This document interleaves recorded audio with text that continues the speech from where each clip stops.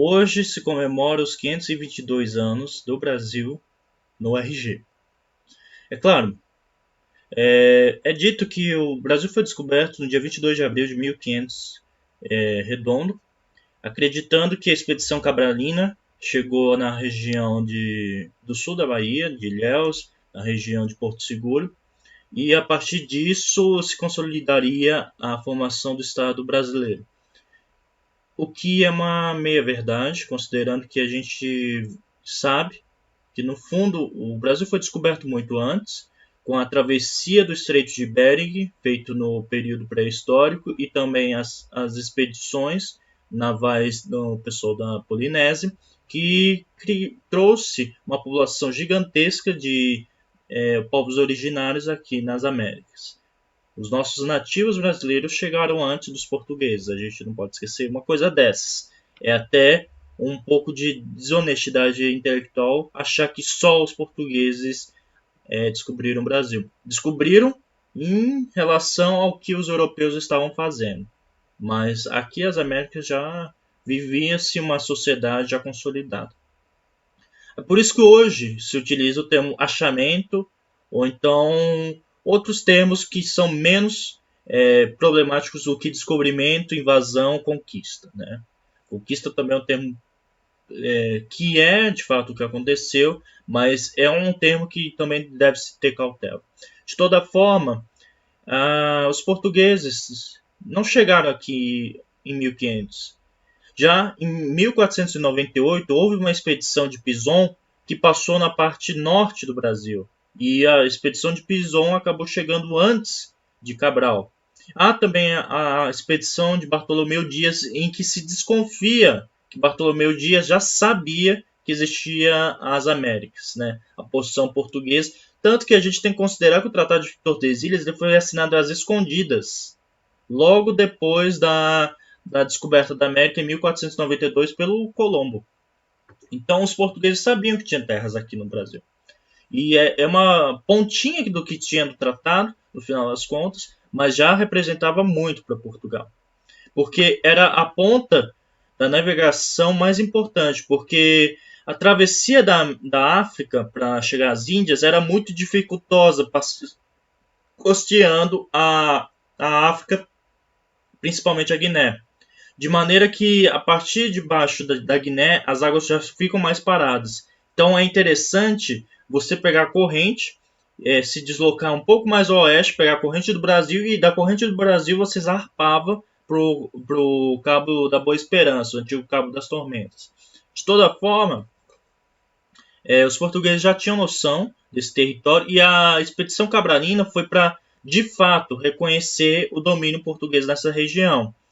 E o Cabral, de fato, não era um grande navegador. Ele precisava de um GPS, né, já naquela época, porque ele vivia se perdendo. Inclusive, tem uma passagem do que ele faz na Índia que é totalmente fragoroso para a diplomacia portuguesa. Mas vamos nos ater ao Brasil.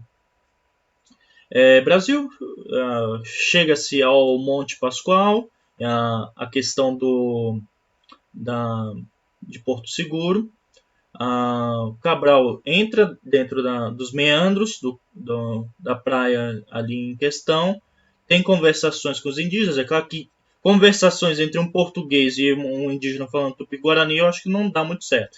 Mas vamos nos ater ao fato de que os portugueses levaram um tradutor que ele nasceu na região de Alexandria, que era um judeu português, que ele sabia falar várias línguas, desde o polonês, desde o aramaico, desde do indiano, desde do árabe, desde do português, latim e italiano. É um personagem principal na história da expedição cabralina. Entretanto, esse personagem judeu da expedição ele acaba não conseguindo falar com os indígenas, obviamente, porque os indígenas não iam saber falar hebraico, né? É uma coisa na expedição cabralina que a gente deve destacar. De toda maneira, a partir disso, a expedição Esse judeu se chamava o Gaspar Gama, que foi batizado Gama em homenagem a Vasco da Gama, que Vasco da Gama era o promotor dele. De toda forma, o Cabral ele fica aqui por alguns dias. O Pero Vaz de Caminha faz a carta relatório da expedição para o rei Dom Manuel Venturoso, falando das benesses, da possibilidade de Portugal explorar essa região, que aqui tudo dá, que tudo se cria, que há muita variedade de alimentos, muita variedade de pessoas. E a partir disso, Cabral segue e faz a missa, né? Ele pega lá a cruz, pega lá o diácono lá da embarcação, faz uma missa lá meia boca. Não vai esperando que nessa época a missa vai ser rezada em latim, o pessoal vai estar todos de costa, os índios vão estar lá sentados esperando e vai sair o Espírito Santo com uma pomba no Brasil. Até porque não tinha pombas no Brasil, mas... Então, tem essa expedição, aí coloca-se a cruz dentro da região, e aí se chama de Ilha de Vera Cruz, que é a Ilha da Verdadeira Cruz, e depois Terra de Vera Cruz, quando eles percebem, já na expedição de 1530, que na verdade não é uma terra, não é uma ilha, e sim é um continente inteiro, e passam a chamar de Terra de Veracruz, e depois, com a exploração do pau-brasil, de Brasil. Brasil, por causa que é um pau de madeira em que se moía a lignina e o xilema e floema da árvore, e a partir disso se tinha um pigmento vermelho que era muito valorizado na Europa, que era o pigmento que fazia o carmim, e a partir desse pigmento, que era em uma forma de um pó, se tecia os tecidos da alta cúpula da realeza, do alto papado e também da alta nobreza europeia. Então, acabou que esse foi o início do ciclo exploratório do Brasil, a extração de toras de madeira para moer e fazer tingimentos lá na Holanda. De toda forma, Cabral acaba saindo da costa brasileira e zarpa em direção ao Cabo da Boa Esperança e dali para a Índia. E na Índia, que é a expedição cabralina, é exatamente para comprar especiarias e voltar a Portugal. E essa expedição, ela não é financiada somente com o Estado português. O Estado português não tinha muito dinheiro. Então essa expedição ela é financiada por um grande comerciante lá da região de Hessen, da região da Liga Hanseática, chamado Jacob Finger, que é um dos homens mais ricos dessa época. Mais até que talvez o Perico Dandolo ou então a própria família Medici. Então, Jacob Finger acaba financiando essa expedição e aí o Cabral ele é empossado como um do representante régio e o vice-rei da Índia. Vasco da Gama foi o primeiro vice-rei, mas o Pedro Álvares Cabral ele foi empossado para conseguir uma possessão de entreposto para negociar diretamente com os indianos e assim conseguir negociar as coisas da Europa, né, os artigos europeus, pelo incenso, pelo cravo da Índia, pelas especiarias, pela páprica não, porque a páprica é americana, mas pelo curry, e assim vai, pelo açúcar e tudo mais. E aí, nessa expedição, acaba que os comerciantes árabes ficam revoltados com os indianos negociando, o mogul da Índia negociando com os portugueses, e eles acabam sabotando as trocas comerciais e atacando os marinheiros portugueses. Numa dessas, acaba que a carga toda portuguesa é confiscada. Cabral ele começa a bombardear a cidade de Calicut, e num bombardeamento de Calicut, acaba que se rompe as relações entre Portugal e a Índia. Nisso, as relações são pauperizadas e o Cabral ele acaba caindo em desonra quando chega em Portugal. Tanto que ele acaba sendo escondido e na torre de Belém, que era a torre onde ficava a foz do rio Tejo, onde os navios zarpavam, o nome do Cabral é o último dentre toda a seleção de grandes navegantes portugueses. Então vai ter que vir Vasco da Gama novamente para refazer as relações entre Portugal e a Índia. E a partir disso, acaba que o Cabral ele morre esquecido na propriedade da sua esposa, que era uma fidalga na cidade de Santarém. Então ele morre na cidade de Santarém e é enterrado junto à esposa. Há uma discussão de por que o Cabral foi o primeiro a chegar no Brasil. Então a ideia é de que era importante que fosse um fidalgo. Cabral era um nobre de baixo chifre, mas era um nobre. Enquanto o Bartolomeu Dias, ele era um cristão novo, de origem judaica, e ele ascendeu na marinha portuguesa por mérito, e não por sangue. Então, era muito problemático, por exemplo, uma pessoa que não era da fidalguia ser promovido a esse nível, como foi, por exemplo, Vasco da Gama, que era fidalgo, e também o Pedro Álvares Cabral, né? De toda forma, não se fala da questão do Brasil e de quando é que o Brasil foi descoberto. Desde 1530, que inicia-se a ocupação do Brasil na região de São Vicente, na região de Cananéia e assim vai, que tem até o Bacharel de Canané, que se supõe que ele veio ao Brasil em 1498, quando Bartolomeu Dias deserdou ele e jogou ele para conversar com os índios, né? O degredou. Mas, enfim, 1530 até 1700, não, até 1840 não se sabe quando o Brasil foi descoberto. Esses arquivos eles ficam perdidos na Torre do Tombo e o governo imperial brasileiro, na verdade, já é a transição da independência, já começa a se preocupar em criar uma história nacional, uma história de integração entre o indígena, entre o negro e entre o branco, principalmente entre o indígena e o branco, porque no Brasil ainda existia a escravidão. Então, o Pedro II ele cria o IHGB, Instituto Histórico e Geográfico Brasileiro, e a partir disso ele convoca um grande historiador, Francisco Van Hagen, que é de origem holandesa, salvo engano, e aí o Van Hagen inicia a sua viagem pela Europa procurando os arquivos para descobrir quando é que foi o achamento do Brasil. Então, ele vai na Torre do Tombo, ele acaba encontrando a carta de Pero Vaz de Caminha, achando essa carta de Pero Vaz de Caminha, ele publica em Portugal e no Brasil. E aí inicia-se também a procura dos restos mortais de Pedro Álvares Cabral.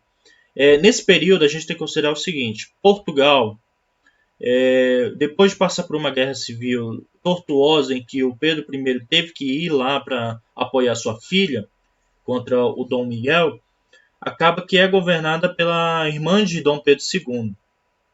Então, a monarquia portuguesa ela surge no Rio de Janeiro depois de Pedro I. Então, na verdade, Portugal se torna carioca, né? Mas, enfim, as relações entre Portugal e Brasil estão estreitas nesse período, porque a rainha de Portugal, a Dona Maria II, é irmã de Pedro II.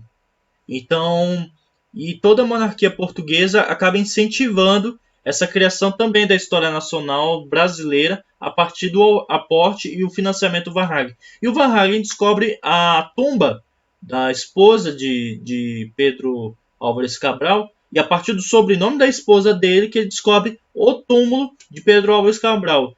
E a ideia de levar o Pedro Álvares Cabral para o Brasil. Só que Portugal não aceita e fazem um mausoléu específico para ele. Dessa forma, essa questão da descoberta em ser 1500, ser na transição de um século, ela acaba sendo incentivada pelo governo brasileiro. E aí se promove a figura do Cabral como um grande navegador, que de fato ele não era. Ele mal sabia navegar direito, precisava de um ajudante de ordens para navegar o navio.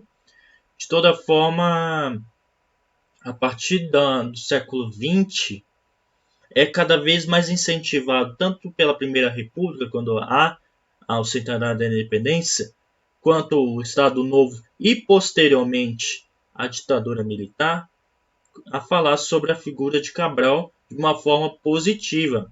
Inclusive, a moeda de 5 centavos hoje tem a esfinge do Cabral. A, a antiga nota de 10 reais que foi feita no nos 500 anos do Brasil, em 2000, ela era uma nota feita de plástico azulada com uma marca d'água vermelha e tava lá o rosto do Cabral e imagens sobre a expedição cabralina. Então, nos 500 anos, houve uma grande promoção da figura do Cabral. Inclusive, a Rede Globo fez uma série sobre isso. A Rede Globo fez a Muralha, a Rede Globo fez o Quinto dos Infernos. Nessa época, tudo o que era relacionado à época colonial era promovido. E também houve uma tentativa de fazer uma caravela reproduzindo a caravela cabralina que chegou aqui no Brasil, né? É muito macarrônico, mas aconteceu. E de toda forma, o Brasil acaba criando esse estigma falando que o Cabral descobriu aqui o Brasil, que a Bahia é o início de tudo. De fato, a ocupação do Nordeste é o início de tudo, mas até pela proximidade com Portugal, mas a primeira colônia feita no Brasil é São Vicente, que é no litoral sul de São Paulo. E também a questão da ocupação do Rio de Janeiro, que é feita pelos Mendes de Sá, pelo Salvador Correia de Sá e pelo Mendes de Sá, mas é feita em função da exploração dos franceses aqui na costa portuguesa e os portugueses não querendo perder território, né?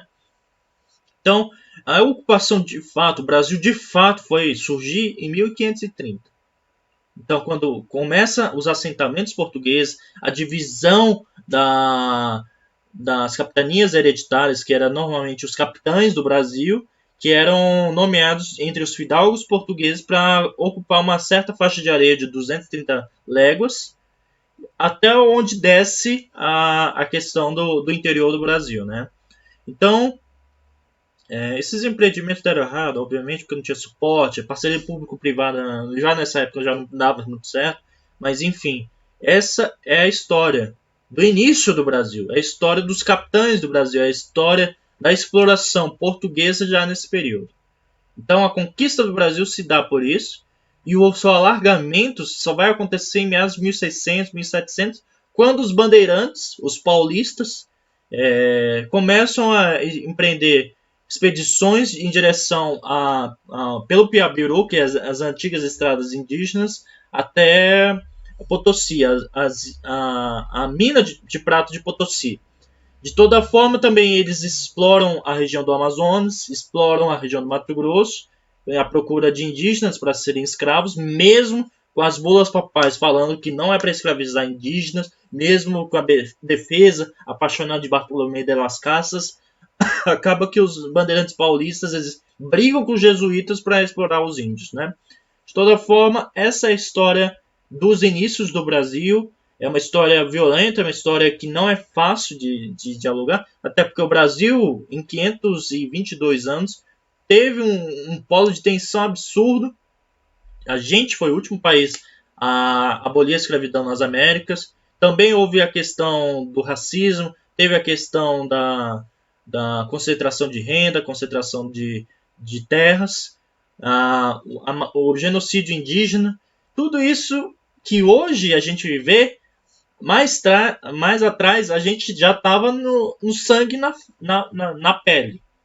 Então, o Brasil é isso hoje por sua herança histórica. No final das contas, 1500 é o marco inicial da grande exploração nas terras aqui da América do Sul.